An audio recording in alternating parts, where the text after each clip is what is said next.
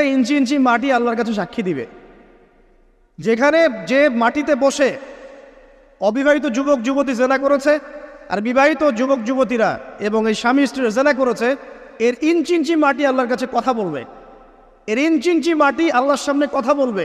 ইয়াউমাইযিন তুহাদ্দিসু আখবারাহা, সেদিন ইয়াউমাইযিন, সেদিন তুহাদ্দিসু আখবারাহা, জমিন তার খবর বলবে আল্লাহর কাছে। জমিনের কোথায় কোন পাপ হয়েছে সব বলে দিবে। এই জমিনে এখানে দাঁড়িয়ে জেনা করেছে, ওইখানে দাঁড়িয়ে মদ খেয়েছে, ওইখানে কাউকে খুন করেছে, জমিন বলে দিবে।